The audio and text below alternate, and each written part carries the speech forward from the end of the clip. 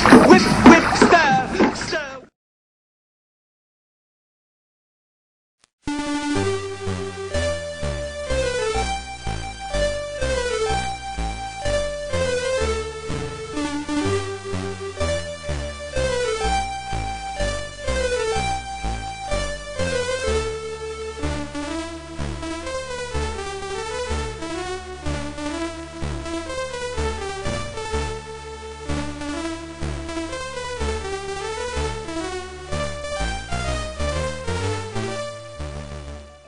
The now infamous Star Wars Holiday Special was shown on TV just one time, on November 17th, 1978. Being a Brit, I won't see this until years later on a badly degraded VHS copy, although a few cheeky scamps have since uploaded the film in full to YouTube. At the time, Star Wars was the biggest thing going. The first film had shattered box office records everywhere. Toys and action figures were flying off the shelves. It really did seem that Star Wars could do no wrong. Star Wars was so big that it deserved its own Christmas special. And hey, you know who also had their own Christmas special back in the day? He-Man and She-Ra. Although that had a giant flying robotic cock in it, so that's not something to boast about now, is it? Surprisingly enough, the holiday special was in fact the first official sequel to A New Hope, beating The Empire Strikes Back by 2 years. This made-for-TV movie involves Luke, Han, and the rest of the rebels travelling to the Wookiees planet of Kashyyyk. I think. I don't know. Chewie's homeworld, in order to celebrate Life Day with his family. Ah, that's nice, isn't it? So, let's all meet Chewie's family, shall we? First of all, there's his lovely wife, Marla, who looks exactly like Chewie, except she's wearing lipstick. Next up, there's Chewie's dad, Arthur Steptoe.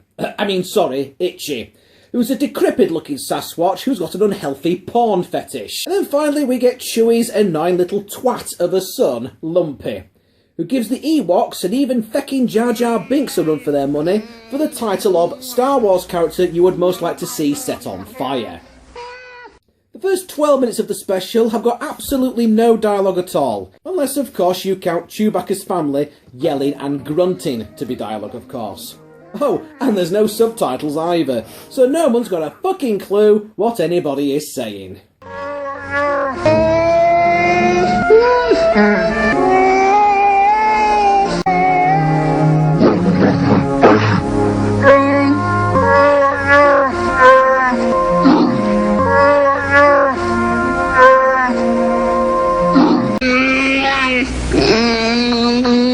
After what seems like a lifetime, we finally get Luke Skywalker and R2-D2 popping in to talk to Chewie's family. Of course, Luke is the only one that actually speaks English in this group, so he pretty much has to carry the entire conversation by himself, the poor bugger.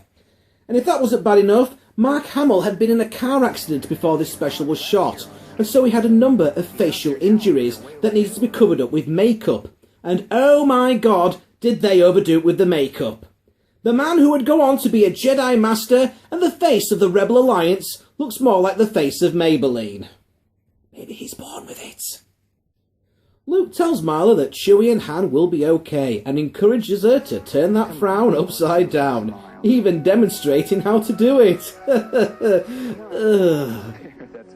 Anyway, Chewie's family carry on watching the telly while they're waiting for Chewie and Han to arrive, and this takes up quite a significant chunk of the running time. In what seems to be a 90-odd minute variety show of sorts set in the universe of Star Wars, we get a cooking show hosted by a four-armed maniacal chef who appears to be coked out of his fucking mind, some odd circus acts, a 6-minute-long music video that just looks like the sort of thing that Chewie's son shouldn't be watching, and a rather disturbing video that Chewie's dad definitely shouldn't be watching in the same room as Chewie's wife and son. Well, I guess nothing says Happy Life Day more suitably than a highly aroused elderly Wookiee having a wank. We even get an animated section where all the characters are turned into cartoons. Perhaps a preview of the Droids and Ewoks animated cartoons that would follow years later. During these animated sections we get Chewie, Luke, the the droids, and something that I imagine is supposed to be Han Solo, but looks more like a cross between Benedict Cumberbatch and a giant foot. Also, we get C-3PO with eyelids that blink for some reason. Oh yes, and if that's not enough, we get the debut appearance of one Boba Fett. Yes, that's right, one of the most popular characters in the entire Star Wars universe made his very first canon appearance in the Star Wars Holiday Special. At the onset of the cartoon, Boba Fett actually looks like he's going to be an ally to the rebels, convincing Luke that he's a good guy but by continuously calling him friend. Follow me, friend. Hello, friend. Friend! Friend! You know, for a guy who would eventually become the most powerful Jedi in the galaxy, Luke comes across like a right dopey twat in this.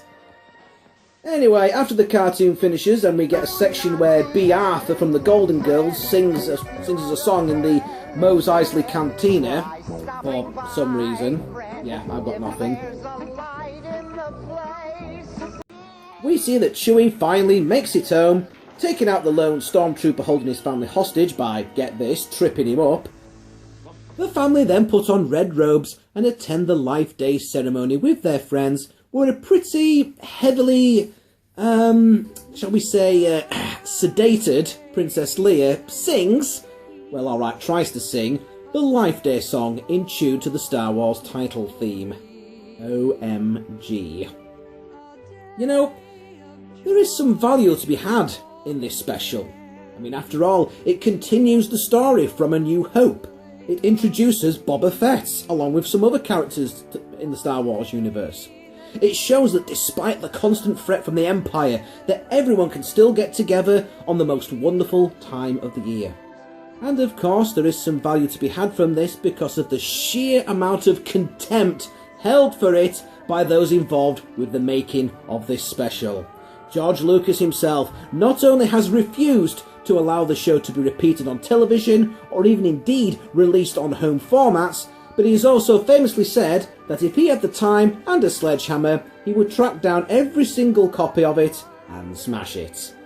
So, let me make this clear.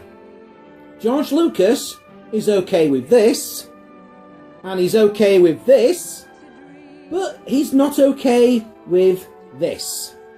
And he's actually willing to lose money in ensuring that it stays buried and forgotten. Wow. Just wow. And to be honest, now that George Lucas has sold Star Wars and everything related to it over to Disney, I'm not really going to hold my breath over Disney releasing this on DVD and Blu-ray anytime soon either.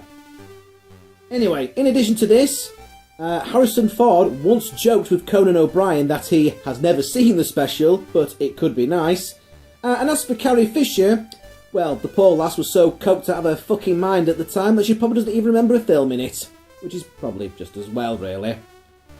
In all, the Big Daddy D gives the Star Wars Holiday Special a thumbs down, but it's probably still worth a watch at least once. Until next time, I'm signing out.